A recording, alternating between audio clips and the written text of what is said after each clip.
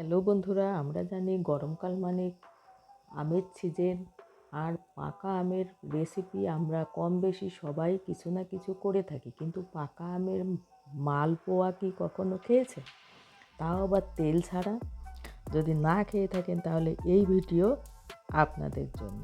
চলুন শুরু করি।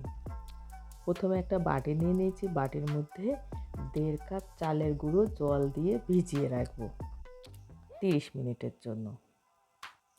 এর জন্য চালের গুঁড়ো নিয়ে জল দিয়ে একটা বেটার টাইপের বানিয়ে নেব।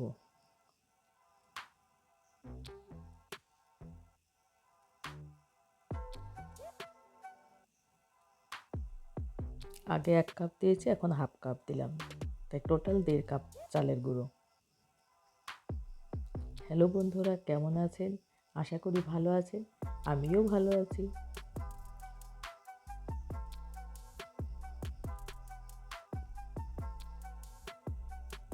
অল্প অল্প করে জল দিয়ে মাখিয়ে একটা ঢাকা চাপা দিয়ে রেখে দিলাম। এবার পাকা আমের রেসিপি, যেহেতু তাহলে পাকা আম তো লাগবে, এর জন্য একটা পাকা আম নিয়ে নিয়েছি। এর বোটাটা শক্ত, তার জন্য বোটাটা কেটে বাদ দিয়ে দেবো। এবারে আমটার খোসা ছাড়িয়ে নেব।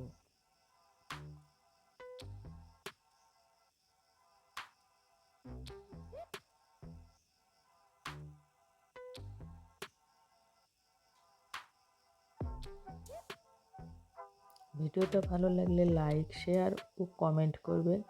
আমার চ্যানেলে নতুন হলে সাবস্ক্রাইব করে পাশে থাকবেন।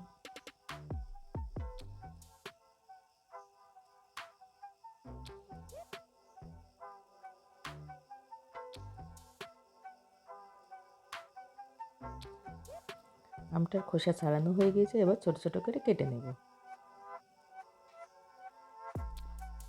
প্রথমে বড় করে কেটে নেব, পরে ছোট ছোট টুকরো করে নেব। আমের 4টে সাইডই কেটে নেব। এবার এগুলোকে ছোট ছোট টুকরো করব।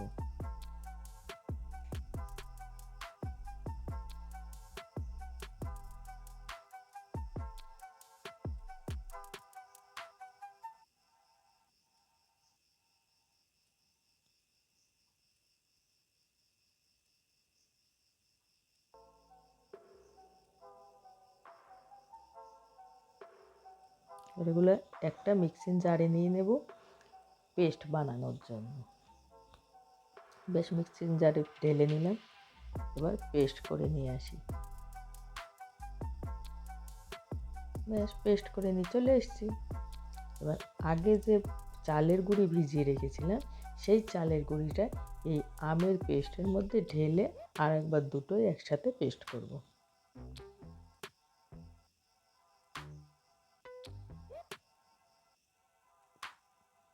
ব্যাস মিক্সারে ঢেলে নিয়েছি। এবার একটু পেস্ট করে নিয়ে আসি। চলে এসেছি, দেখো কত সুন্দর কালার হয়েছে।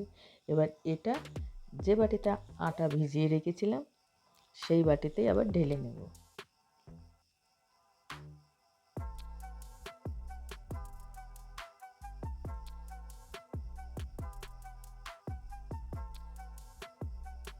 এবার হাফ কাপ দিলাম আটা,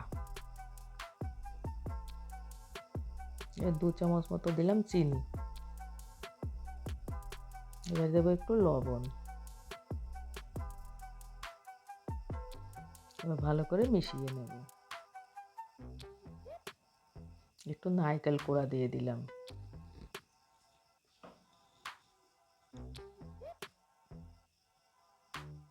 এবার ভালো করে ফেটিয়ে নেব।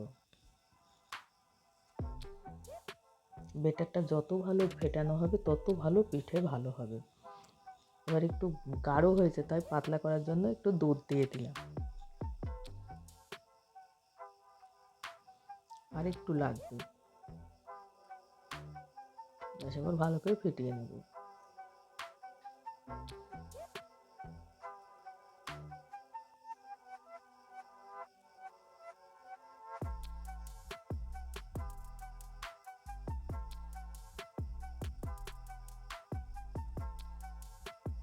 বেটারটা বানানো হয়ে গিয়েছে।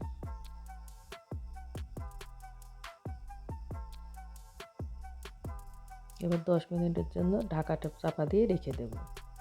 10 মিনিট পর ফিরে এলাম। এবার এর মধ্যে দেব হাফ চামচেরও কম বেকিং পাউডার আর 1 চিমটি পরিমাণে বেকিং সোডা। এবার দুটো দিয়ে ভালো করে ফেটিয়ে নেব।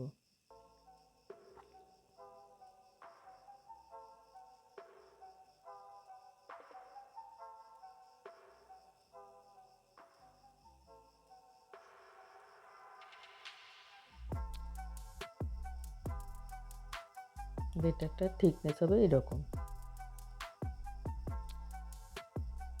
বেটারটা রেডি হয়ে গিয়েছে। এবার ইডলি মেকারের যে প্লেট ওটাই আগে থাকতে একটু তেল লাগিয়ে নেব যাতে পিঠেটা তাড়াতাড়ি উঠে যায়। এবার একটা তুলো দিয়ে ভালো করে লাগিয়ে নেব তেল।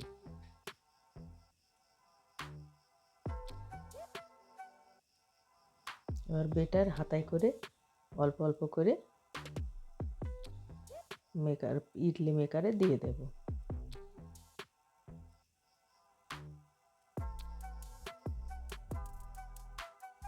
সবগুলোতে দিয়ে দেব।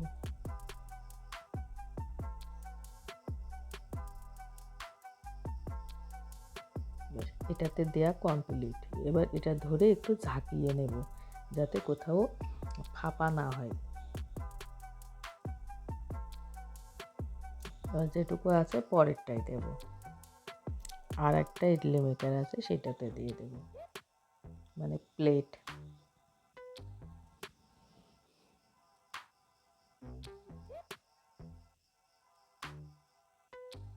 এবার চলে যাব গ্যাসের কাছে। আগে থাকতে জল বসিয়ে রেখেছিলাম, জলটা ফুটতে শুরু করেছে। দেখো জলটা টকবক করে ফুটছে। এবার প্লেটগুলো একে একে বসিয়ে দেব।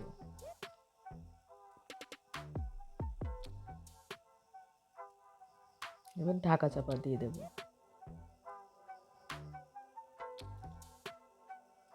কিছুক্ষণ পরে দেখো কি সুন্দর ফুলে উঠেছে।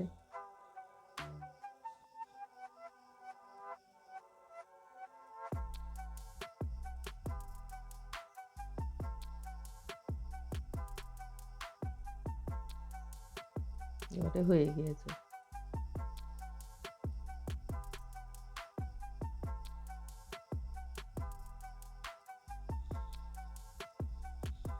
প্লেটগুলো নামিয়ে নিলাম।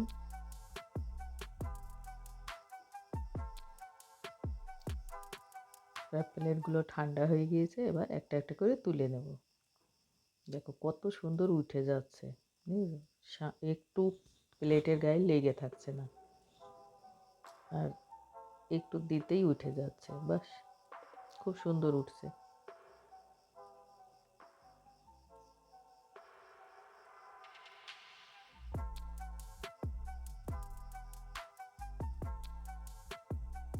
ভিডিওটা শেষ পর্যন্ত দেখার জন্য সকলকে অসংখ্য ধন্যবাদ।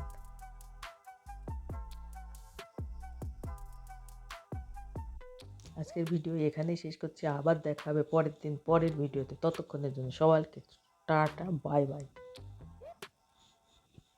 দেখো কত সুন্দর হয়েছে, দেখো খেতেও খুব স্বাদ হয়েছে। আপনারাও বানিয়ে খাবেন।